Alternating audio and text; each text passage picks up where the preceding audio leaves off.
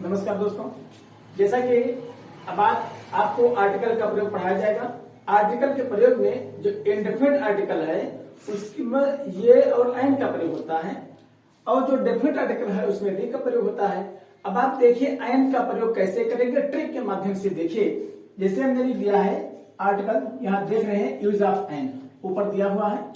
अब देखिए आप जब प्राइमरी क्लास में पढ़ते हैं तो वहां टीचर के द्वारा बताया जाता है कि ये ए आई ओ यू, इसके पहले आप क्या करेंगे, एंड का प्रयोग कर दीजिए, इसके पहले एंड का प्रयोग कर दीजिए। लेकिन ये सब जगह सही नहीं उतरता है। अब हम आपको एक ट्रिक बता रहे हैं। देखिए जैसे इंग्लिश के वावेल है, ऐसे हिंदी के वावेल यानी हिंदी के स्वर और अंग्रेजी के स्वर, अंग्रेजी के स्वर में आप देख रहे हैं ये ई आई ओ यू दिया गया है। हिंदी के स्वर में आप देखिए जैसे आ ए ओ ए आए ओ आओ अंग आ, इतने दिए गए हैं। आप देख रहे हैं 13 दिए गए हैं। आप ध्यान रखिएगा कि इन दोनों को अभी यहां शामिल मत कीजिए, क्योंकि जो अयोग वाह है ये कभी स्वर होते हैं कभी व्यंजन होते हैं, तो इनको तो शामिल न कीजिए। अब देखिए इनकी संख्या 11 है। अब अंग्रेजी का कोई भी उच्चारण कीजिए, उसके पहले हिंदी के स्वर आ जाए, उसके पहले एन लगा दीजिए। जैसे मान लीजिए हमने कहा, एक उदाहरण दिया एलिफेंट। जब एलिफेंट लिखा तो इसको मन में ऐसे सोचिए कि एलिफेंट लिखा तो इसमें से कोई आया, हिंदी के वावेल में से कोई आया तो ए आ गया है। आप क्या करेंगे, इसके पहले एन लगा दीजिए। ऐसे मैंने मान लो एप्पल लिखा तो देखिए एप्पल आ गया है, इसके पहले क्या आएगा, एन आएगा। ऐसे मान लीजिए हम लिख दें ओल्ड मैन, तो देख रहे एन लगा दिया, लेकिन क्यों लगाया गया है, जब आपने ऐसे मतलब अपने मन में समझिए कि जैसे मान लीजिए ओल्ड तो क्या आ गया, हिंदी के वावेल आ गए हैं। जब हिंदी के वावेल आ गए हैं इसके पहले एन लगा दीजिए। ऐसे मान लीजिए मैंने लिखा एमए, एमए लिखा तो आप एमए ऐसे लिखेंगे, यदि ऐसा लिखेंगे तो ये गलत है, ये गलत है।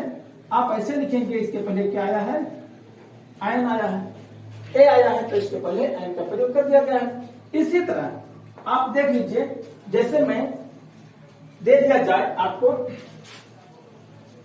हम लिख दें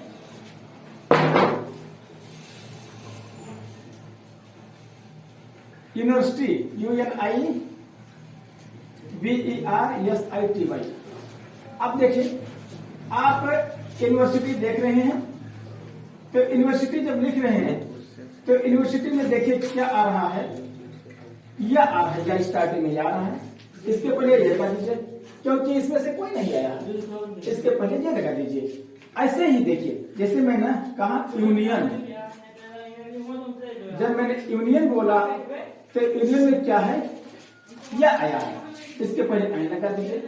हमने कह दिया वन आइड मैन। अब देखिए जब वन आप लिखेंगे तो क्या आया है, हिंदी के व्यंजन आए हैं, ना कि स्वर आया है।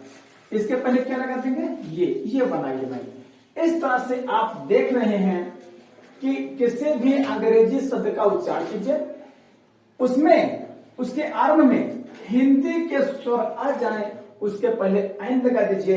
बेहिचक कहीं भी आप जीवन में गलती नहीं कर पाएंगे। अब हम सेंटेंस दे रहे हैं, सेंटेंस को आप देखिए।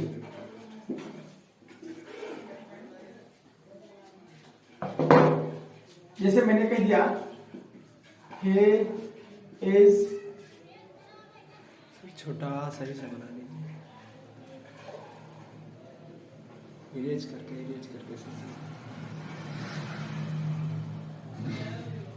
हमने लिखा ही इज ए।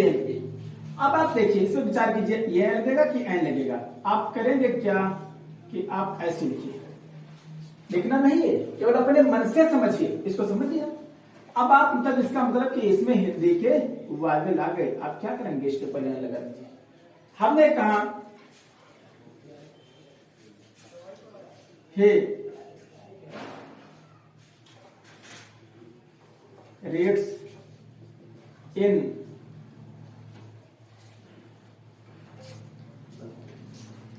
यूनिवर्सिटी। अब आप देखिए, हमने कहा ही रीड्स इन यूनिवर्सिटी, वह एक विश्वविद्यालय पढ़ता है। अब आप देखिए इसका उच्चारण जो करेंगे यूनिवर्सिटी लिखा जाएगा। क्या आया है स्टार्टिंग में? हिंदी के व्यंजन आए हैं, कॉन्सोनेंट आए हैं, इसके पहले आप ये लगा दीजिए। इस तरह से आप देख रहे हैं। हमने कहा ऑनेस्ट। अब आप सोचेंगे, देखिए हमने कहा HONEST, क्या है? ऑनेस्ट। देख रहे हैं क्या आया है? यच के बाद में जब ये IOU होता है तो यच साइलेंट होता है, यच को नहीं बोला जा रहा है। जब अब हो गया ऑनेस्ट, ऑनेस्ट में क्या आ गया? बड़ा आ गया। इसके पहले आप क्या लगाएंगे? ऑनेस्ट। ऐसे लिख दिया।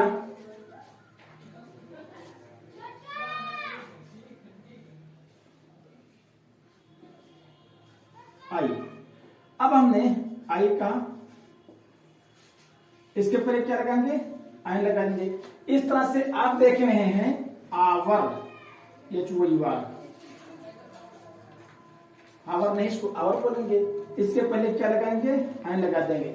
इस तरह से आप देख रहे हैं सबसे बढ़िया ट्रेड। आप हिंदी में इंग्लिश के जो स्वर हैं इस पर ध्यान दीजिए।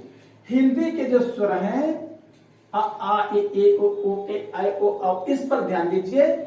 ये किसी अंग्रेजी शब्द के उच्चारण के आरंभ में आ जाते हैं। उसके पहले क्या करेंगे? आई लगा देंगे, हर सेंटेंस सही हो जाएंगे। हमारा ख्याल है आपको यह वीडियो जरूर पसंद आया होगा। आप देख रहे हैं कि आयन का प्रयोग बखूबी आपके समझ में आ गया होगा। यदि कोई प्रॉब्लम होगी तो कृपया कमेंट करके हमें बताइएगा, और मैं आशा करता हूं कि आप सभी लोग बहुत अच्छी तरह से समझ जाएंगे, इसमें कोई प्रॉब्लम ही नहीं होगी। यदि कोई होगी तो कमेंट के माध्यम से सूचित कीजिएगा। हाँ, मेहनत जरूर कीजिए, हम आपके साथ लगे हुए हैं। अब आज आयन का प्रयोग किया जा रहा है, इसके बाद में ये का प्रयोग भी देख लीजिए।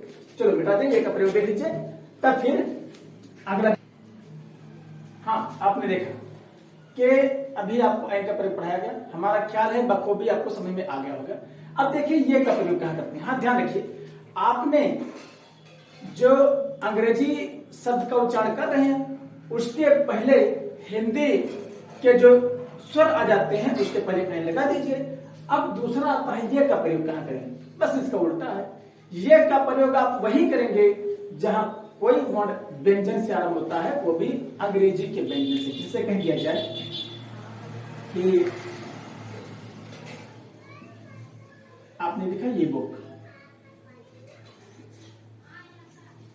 टेबल लिखा, इसके पहले ये टेबल, ये पेन, ये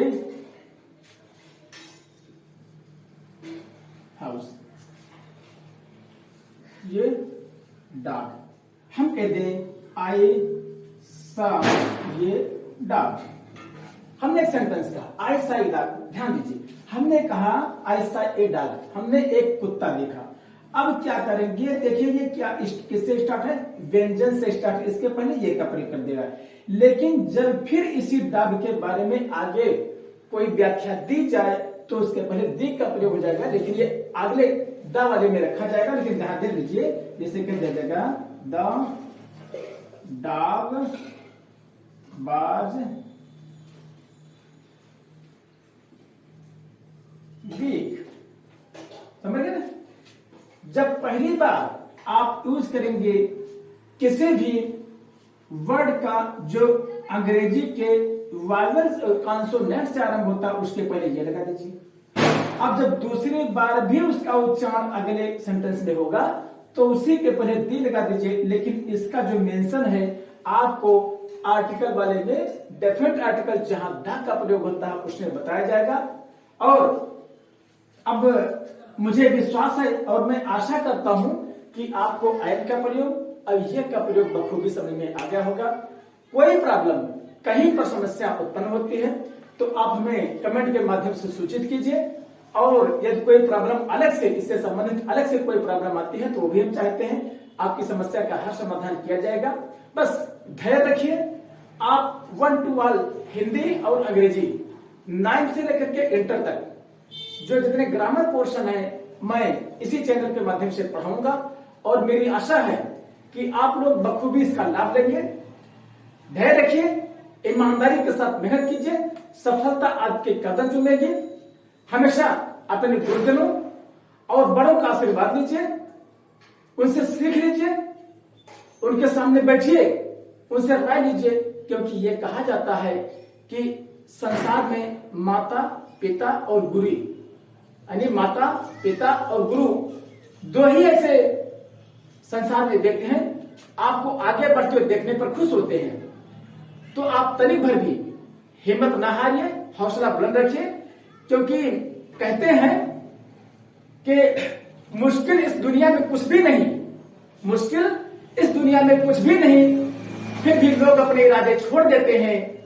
अगर सच्चे दिल से हो पाने की कुछ चाहत, तो सितारे भी अपनी जगह छोड़ देते हैं। आप आशा करते हैं ये वीडियो अच्छा लगेगा। अगले वीडियो में फिर मिलेंगे। Thank you.